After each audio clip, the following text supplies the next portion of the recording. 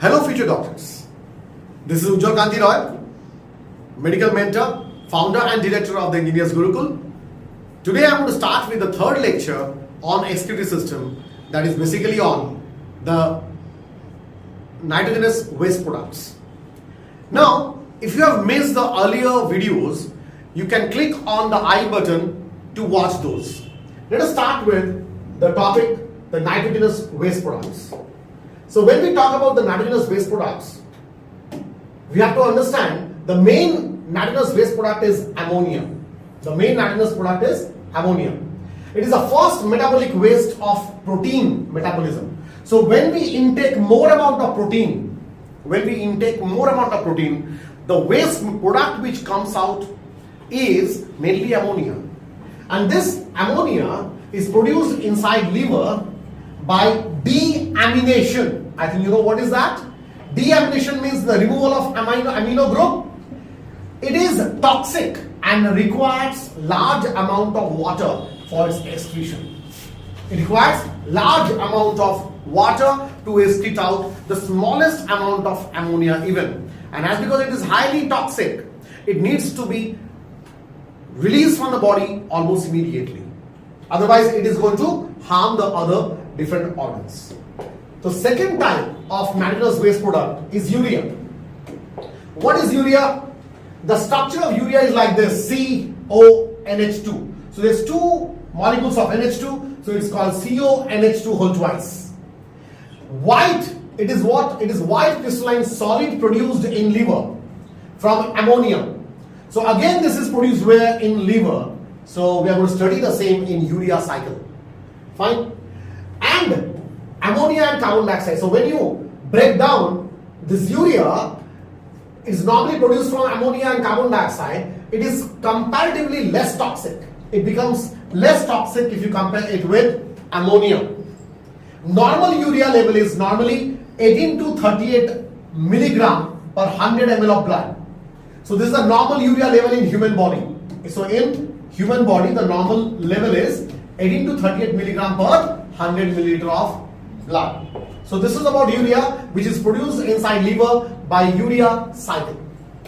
The third one is uric acid. So when we talk about uric acid, it is the least toxic and insoluble in water. So least toxic and insoluble in water. They are produced where? In liver and by purine metabolism. So what are purine? My dear students, purines are basically two of them. One is adenine, and the one is guanine. So these are the purines. So by purine metabolism, when this gets broken down, they actually, so adenine and guanine in man, so what is being formed is uric acid. And the protein catabolism in birds and reptiles leads into uric acid production. And that is why the birds and reptiles are the main organisms which releases uric acid. It is excreted in crystalline form to help in conservation of water. So when the uric acid is being released, it consists of very less amount of water, and that is why how the desert animals, they adapt themselves and they secrete out the uric acid to conserve water. Uric acid is commercially extracted from, see the word commercially. Uric acid is commercially extracted from the bird droppings. So from the bird droppings, uric acid is being extracted. And what is the other term for bird droppings? They are basically called as guano. They are basically called as guano. My Bengali students. Yes. Bird air guano. Okay. Now. So purine is adenine and guanine. Clear? So that is it. So this is about uric acid. Now come down to the fourth one, which is called as xanthine and guanine. Xanthine and guanine. Now see, when we talk about xanthine and guanine, metabolic wastes of nucleotide metabolism found in spider and penguins. So metabolic waste of nucleotide metabolism. Think about it. What are nucleotides? Nucleotides are what? ATP, GTP, CTP. What is that? Guanine, guanosine triphosphate, adenosine triphosphate, cytidine triphosphate, come on, and then this TTP, thymidine triphosphate. So these are the nucleotides. और ये nucleotide को तोड़ने से क्या होगा? xanthine बनेगा and guanine बनेगा, and basically they are released by spider and penguins. The next one is trimethylamine oxide, TMO, trimethylamine oxide, TMO. So they are found in marine fish. They are found in marine fish, mollusca and crustacea. What are crustacea? Again, it's a question from animal kingdom. Come on, tell me, what is crustacea? What is crustacea? Name the phylum where the class crustacea belongs to. That is your question. Okay. Now, produced from ammonia. Produced from ammonia. So, this is about TMO. This is about TMO. So think about it. Think about it. See, ammonia by methylation, by addition of methyl group, they become trimethylamine.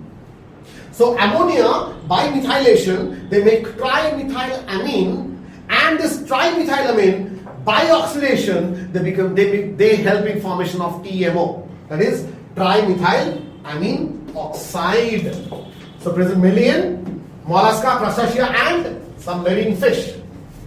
The next one, the next nitrogenous waste is ornithuric acid. So ornithuric acid, definitely it relates with the term ornithine. It is related with the term ornithine. So specialized product in birds and formed when benzoic acid is present in food. And that benzoic acid, when binds with ornithine, makes ornithuric acid. And so they are produced where? In birds mainly, ornithuric acid. Then there's a term that you have heard in urine. There is a composition, and which is called as hippuric acid. Hippuric acid, urine of human being. Hippuric acid, specialized product in mammals. It's also present in human being, and formed when benzoic acid combines with glycine. What is glycine? What is glycine? In page number 145 of old NCERT. Old NCERT.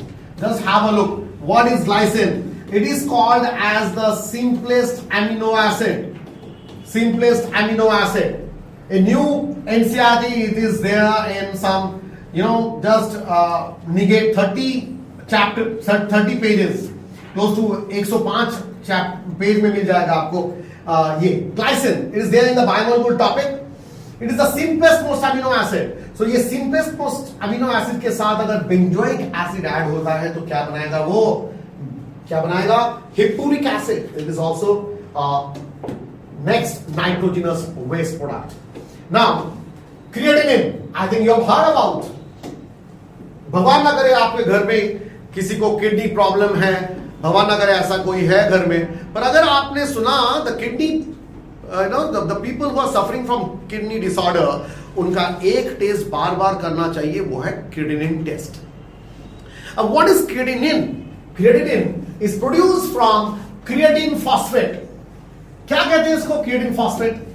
It is a type of phosphagen. It is a type of phosphagen. That means the agent which creates phosphate is called phosphagen.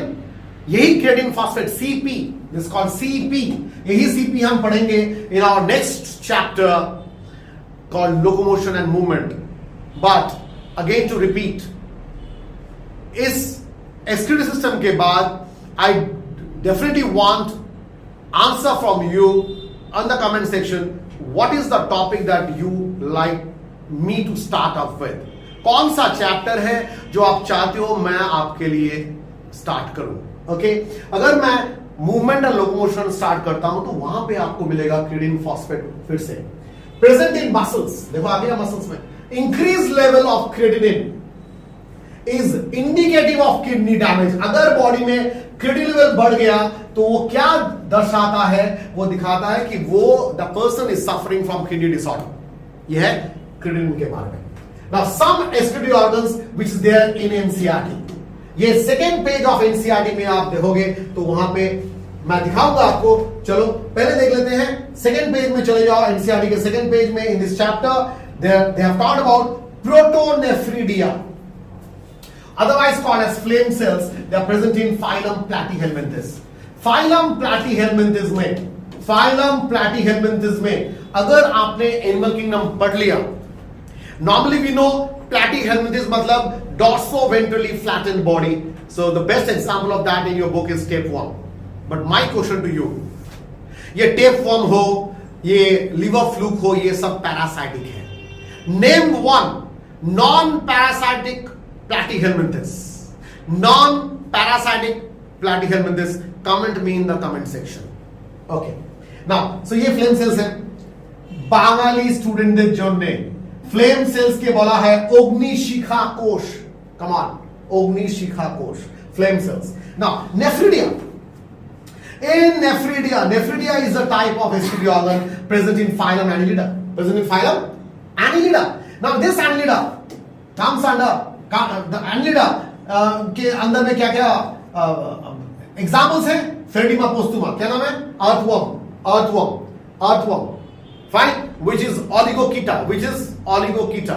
Again animal kingdom अगर पढ़े हो, अगर earthworm oligoketa है, अगर earthworm comes under oligoketa, name the organism which comes under polyketa.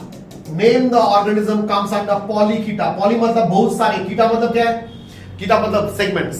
अगर body में बहुत सारे segments रहेंगे, name the organism which comes under polykets. Comment me in the comment section. Okay. Now, so ये nephridia कहाँ पे? एनिलिडा में. Malpighian tubules आप तो सब जानते हो, कॉकरोच पढ़ लिया आपने, आर्थ्रोपोडा में है Malpighian tubules.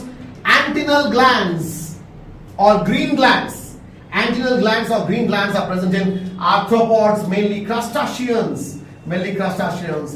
Example, prawn है. Okay. Fine. So this is about antennal glands or green glands. ये कहाँ पे है? ये क्या पे है बाबू? जरा देख लो, ये कहाँ पे है? ये है कहाँ पे? ये है आपके बुक में सेकेंड पेज में. थोड़ा बुक दिखा देते हैं आपको. Yes. This is your NCERT. This is your NCERT. NCERT में just before human excretory system के ठीक ऊपर, human excretory system के ठीक ऊपर यहाँ पे. This is the second page. Protonephridia. See, have a look. Okay. See, NCERT हमारे लिए सब कुछ है बाबू. Protonephridia, yes, flame cells, fine platyhelminthes, fine annelids, cephalopods, amphioxus. Protonephridia कहाँ पे है? They help in osmoregulation. Nephridia कहाँ पे है? In case of annelids, nephridia. Malpighian corpuscles कहाँ पे है? In antennas basin, in crustaceans like prawns. Antennal glands कहाँ पे है? Green glands, they're present in where? In prawns. Or Malpighian tubules are there in insects like cockroach. So hopefully this is all okay with you. These are the different types of natinous waste we have talked about. The next topic is going to be about human excretory system. सबसे important topic about the whole kidney. We will talk about those. Fine. Again, stay tuned, stay learning, and above all, start solving MCQ questions.